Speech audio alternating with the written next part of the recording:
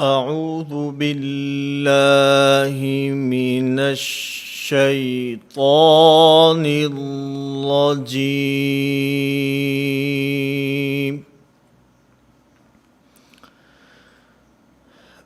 بسم الله الرحمن الرحيم.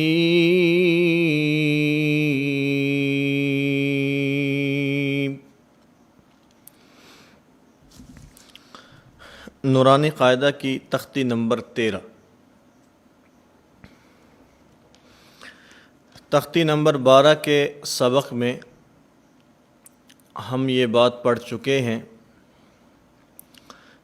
کہ یہ تختی تشدید کے متعلق ہے.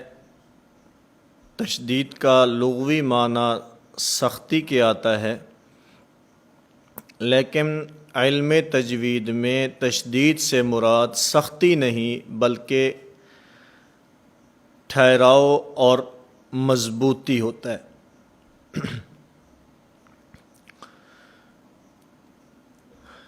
تشدید کی پہچان بھی ہمارے سامنے آ چکی ہے کہ تشدید کہتے ہیں 3 دندانے والے کو، اور تشدید والا حرف 2 مرتبہ پڑھا جاتا ہے. پہلی مرتبہ ماقبل کی حرکت کے ساتھ مل کر، اور دوسری مرتبہ خود اپنی حرکت کے ساتھ. تو اس تختی میں اسی تشدید کی مشق ہے. اس میں جو سب سے پہلا کلمہ ہے بُرِّزَ، اس کا ہجا میں آپ کی خدمت میں پیش کرتا ہوں. با را پیش بر، را زیر ری، بر ری، زا زبر زا، بُرِّزَ. اس میں بعض احباب کو یہ شبہ ہوتا ہے، اور اس شبہ کی بنیاد پر وہ اس میں یہ غلطی کرتے ہیں کہ ہجا کرتے ہوئے را کو پر پڑھتے ہیں، اور ان کے ذہن میں دلیل یہ ہوتی ہے کیونکہ ہجا کرتے ہوئے را کو ساکن پڑھتے ہیں، اس کا ماقبل پیش ہے، تو را ساکن کا ماقبل جب پیش ہو تو اس را کو پر پڑھا جاتا ہے، اس لیے ہجا کرتے ہوئے وہ اس را کو پر پڑھتے ہیں. اس کا جواب ذہن نشین فرما لیں. کل کے سبق کے اندر بھی یہ بات میں عرض کر چکا ہوں کہ جو مشدد حرف ہوتا ہے ماقبل کی حرکت کے ساتھ جب اس حرف کو ملایا جاتا ہے تو یہ ملانا ساکن ہونے کی حیثیت سے نہیں ہوتا بلکہ یہ مشدد ہونے کی حیثیت سے ہوتا ہے. اور ضابطہ اور اصول یہ ہے کہ را مشدد یا کوئی بھی مشدد حرف وہ ایک حرف کے حکم میں ہوتا ہے، تو یہاں پر را یہ بھی ایک حرف کے حکم میں ہوگی اور اپنی حرکت کے تابع ہوگی، کیونکہ را کے متعلق پر اور باریک پڑھنے کا جو قاعدہ ہے، اگر را کے اوپر فتح یا ضمہ ہو تو یہ را پر پڑھی جاتی ہے. ضمہ سے مراد پیش، زبر یا پیش ہو تو پر پڑھی جاتی ہے، اور اگر زیر ہو تو باریک پڑھی جاتی ہے. تو یہاں پر بھی کیونکہ را کے نیچے کسرہ ہے، زیر ہے، اس وجہ سے اس را کو باریک پڑھا جائے گا، اس را کو پر نہیں پڑھا جائے گا. با را نام لیتے ہوئے پر پڑھیں گے، لیکن ملاتے ہوئے اس کو باریک پڑھا جائے گا. با را پیش بر، را زیر ری، بر ری، زا زبر زا، بُرِّزَ. اسی طرح حصیل، حصیل، صاد کو پر پڑھیں گے، ہا کو بھی باریک پڑھیں گے، لام کو بھی باریک پڑھیں گے۔ صدق، صدق، اس کے اندر یہ غلطی بھی میں گزشتہ اسباق کے اندر عرض کر چکا ہوں کہ بسا اوقات ایسے ہوتا ہے کہ درمیان والا حرف باریک ہوتا ہے، شروع اور آخر والا جو حرف ہے وہ پر ہوتا ہے، موٹا ہوتا ہے، تو اس میں عموماً دو غلطیاں ہوتی ہیں۔ کبھی ایسے ہوگا کہ پہلا حرف پر، بعد والا بھی پر، پہلا بھی موٹا بعد والا بھی موٹا ہوتا ہے، تو اس کے اندر ان دونوں کو ادا کرتے ہوئے جو درمیان والا حرف ہوتا ہے اس کو بھی موٹا پڑھ دیا جاتا ہے۔ ایک غلطی یہ ہوتی ہے، اور دوسری ممکنہ غلطی اس کے اندر یہ ہوتی ہے، پہلا حرف موٹا، درمیان والا باریک، پھر بعد والا موٹا، موٹا حرف پڑھیں گے اس کو پر ادا کر کے، باریک حرف کو باریک کرتے ہوئے اس میں امالہ ہو جاتا ہے، فتح کسرہ کی طرف مائل ہو جاتا ہے۔ صدق، صدق، اس میں یہ امالہ ہو رہا ہے، صدق نہیں، صدق، کیونکہ فتح والا جو حرف ہوتا ہے اس کو ادا کرتے ہوئے منہ اوپر کی طرف کھولنا ہے، اگر منہ نیچے کی طرف کھولیں گے تو یہ امالہ کی طرف چلا جائے گا، تو اس لیے اس بات کو ذہن کے اندر رکھنا ہے۔ اسی طرح اس تختی کے مختلف الفاظ، مختلف کلمات کے اندر اس کی مشق بیان کی گئی ہے، تو تشدید کو ادا کرتے ہوئے سختی سے بچنا ہے، البتہ ٹھہراؤ اور مضبوطی اور جماؤ حرف کے اندر ہونا چاہیے۔ کذب، کذب، یہ سختی ہو جائے گی، ذال زا سے بدل جائے گا، کذب، کذب، یہ تشدید کی ادائیگی کی وجہ سے حرف کے اندر جماؤ، ٹھہراؤ اور مضبوطی آئے گی۔ نعم، نعم، اس کے اندر مخرج کا بھی خیال کرنا ہے اور اس کے ساتھ صفات کا خیال رکھتے ہوئے عین کے اندر آواز بند نہیں ہونی چاہیے، آواز بند ہوگی تو یہ عین نہیں رہے گا بلکہ حمزہ بن جائے گا۔ نعم، نعم، یہ آواز بند ہو رہی ہے، نعم، نعم، مخرج سے حرف صحیح ادا ہو اور اس کی صفات کا بھی خیال رکھنا ہے۔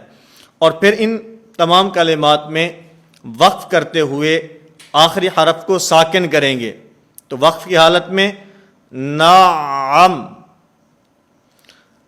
اگلا جملہ یظن، یظن، اب اس کے اندر ایک تو لا اس کے اوپر پیش ہے، اس کی ادائیگی میں ہونٹوں کو گول کرنا ہے، اور پھر آخر کے اندر نون مشدد ہے، اس کے اوپر غنہ ہوگا، اس کے غنے کا بھی خیال کرنا ہے اور اس کے پیش کے اندر ہونٹوں کو گول بھی کرنا ہے۔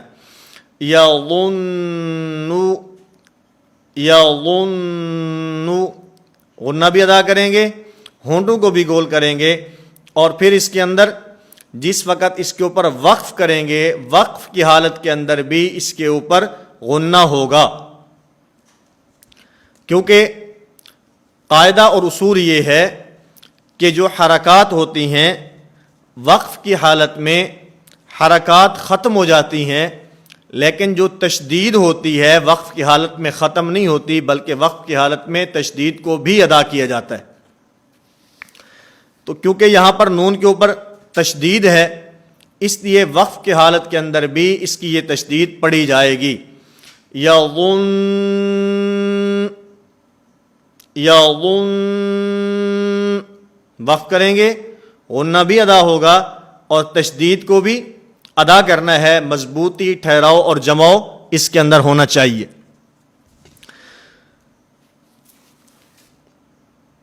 اسی طرح اس تختی کے اندر آخر میں چند کلمات ایسے ہیں جن کے اندر لام تعریف کے بعد بعض کے اندر حروف شمسی میں سے کوئی حرف ہے اور بعض کے اندر لام تعریف کے بعد حروف قمریہ میں سے کوئی حرف ہے. تو اس کا قاعدہ اور اصول ذہن نشین فرما لیں. اگر لام تعریف کے بعد حروف شمسی کے 14 حروف میں سے کوئی حرف آئے گا وہاں پر ادغام ہوگا، لام نہیں پڑھا جائے گا. پہلے والا حرف دوسرے والے حرف کے ساتھ مل کر پڑھا جائے گا. اور اگر لام تعریف کے بعد حروف قمریہ کے 14 حرفوں میں سے کوئی حرف ہوگا وہاں پر ادغام نہیں ہوگا بلکہ وہاں پر لام تعریف پڑھا جائے گا. آپ حضرات اس میں دیکھیں باقی حروف قمریہ اور حروف شمسیہ یہ حروف لین کی تختی کے تحت بھی میں اس کو عرض کر چکا ہوں. دوبارہ ذہن نشین فرما لیں 29 حروف تہجی میں سے 29 حروف تہجی میں سے 14 حروف حروف شمسیہ کہلاتے ہیں، 14 حروف حروف قمریہ کہلاتے ہیں. الف کے علاوہ الف کو ساتھ ملائیں تو یہ 29 حروف تہجی بنتے ہیں. ان میں حروف قمریہ کا مجموعہ ابغ حجہ کا وخف عقیمہ، یہ 14 حروف حروف قمریہ کہلاتے ہیں. جو حروف اس مجموعے کے اندر موجود ہیں وہ قمریہ ہیں اور جو حروف اس مجموعہ کے اندر موجود نہیں ہیں وہ حروف حروف شمسیہ ہیں. تو لام تعریف کے بعد حروف شمسیہ کے حرفوں میں سے کوئی حرف آئے گا وہاں پر ادغام نہیں ہوگا، اور اگر حروف قمریہ کے وہاں پر ادغام ہوگا. لام تعریف کے بعد حروف شمسیہ کے 14 حرفوں میں سے کوئی حرف آئے گا وہاں پر ادغام ہوگا، اور اگر حروف قمریہ کے 14 حرفوں میں سے کوئی حرف آئے گا وہاں پر ادغام نہیں ہوگا.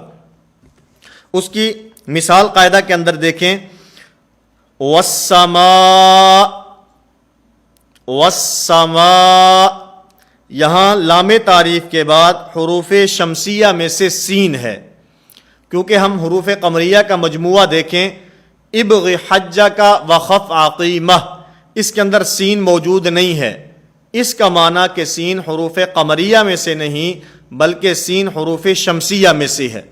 تو اس لیے یہاں پر واو کا سین کے اندر ادغام ہوگا، واو کو سین کے ساتھ ملا کر پڑھا جائے گا اور درمیان میں یہ لام تعریف نہیں پڑھا جائے گا.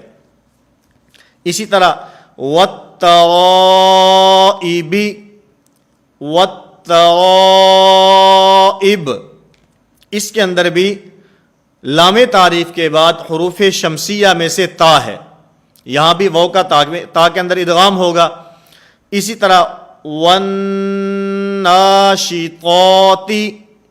اس کے اندر بھی حروف شمسیہ میں سے لام تعریف کے بعد نون ہے، اس لیے یہاں پر بھی واو کا نون کے اندر ادغام ہوگا، لام تعریف درمیان میں نہیں پڑھا جائے گا. اسی طرح آگے مثالیں ہیں. اور حروف قمریہ کی مثال جیسے فالمدبرات، فالمدبرات، اب یہاں پر لام تعریف کے بعد حروف قمریہ میں سے میم ہے، کیونکہ آپ ابغ حجہ کا وخف عقیمہ اس میں دیکھیں تو اس مجموعہ کے اندر میم موجود ہے، اس کا معنی کہ یہ حروف قمریہ میں سے ہے. تو لام تعریف کے بعد اگر حروف شمسیہ کے 14 حرفوں میں سے کوئی حرف آئے گا وہاں پر لام تعریف نہیں پڑھا جائے گا بلکہ پہلے حرف کا دوسرے حرف کے اندر ادغام ہوگا، اس کے ساتھ وہ مل کر پڑھا جائے گا. اور اگر لام تعریف کے بعد حروف قمریہ کے 14 حرفوں میں سے کوئی حرف ہوگا تو وہاں پر ادغام نہیں ہوگا بلکہ وہاں لام تعریف پڑھا جائے گا.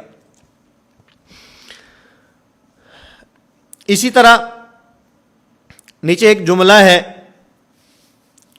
پوری قرآن کریم کی بلکہ آیت ہے بالخنس الجوار الکنس. اس کے اندر ایک بات سمجھ لیں یہ لفظ ہے بالخنہ، بالخنس۔ اب یہاں پر دیکھیں تو جو اس کی کتابت ہے، جو لکھا ہوا ہے، وہ با اور با کے آگے الف لکھا ہے، با کے آگے الف لکھا ہے، اور با کے نیچے دیکھیں تو با کے نیچے کسرہ اور زیر ہے۔ اب سوال یہ ہے، ہم تو پیچھے پڑھ چکے ہیں کہ الف ہمیشہ مدہ ہوتا ہے، اور الف کے مدہ ہونے کا مطلب الف ہمیشہ ساکن ہوگا اور اس سے پہلے والے حرف کے اوپر زبر ہوگا، اور یہاں ہم دیکھیں تو الف لکھا ہے اور الف سے پہلے والے حرف کے اوپر زیر ہے۔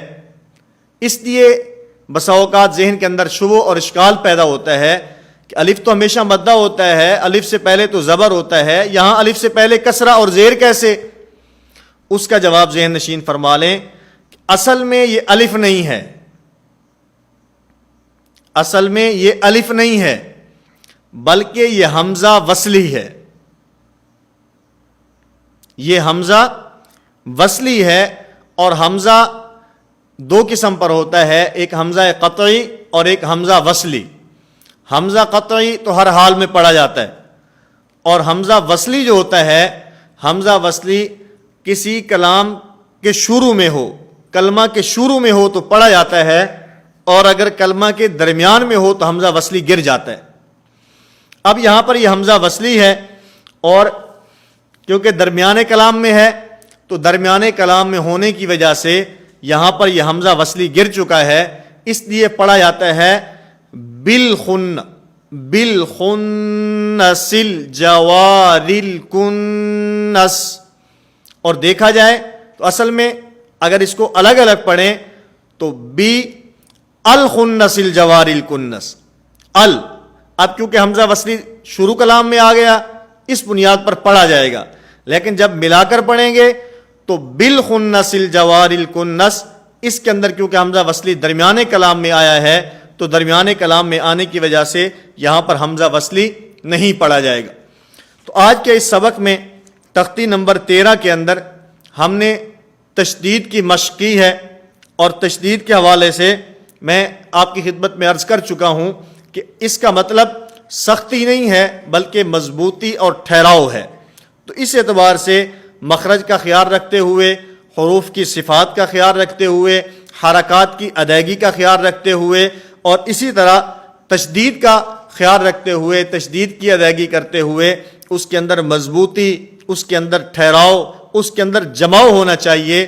اور اس کے ساتھ ساتھ میں نے آگے چند ایک مثالیں آپ کی خدمت میں حروف شمسیہ اور حروف قمریہ کے حوالے سے پیش کی کہ حروف شمسیہ میں سے اگر کوئی حرف لام تعریف کے بعد ہوگا تو وہاں پر ادغام ہوگا، پہلا حرف دوسرے حرف کے ساتھ مل کر پڑھا جائے گا، لام تعریف نہیں پڑھا جائے گا۔ اور اگر لام تعریف کے بعد حروف قمریہ میں سے کوئی حرف ہوگا تو وہاں پر لام تعریف کا پڑھا جائے گا، وہاں پر ادغام نہیں ہوگا۔ اور اسی طرح آخر کے اندر میں نے آپ کی خدمت میں ایک شبہ اور اس کا جواب پیش کیا۔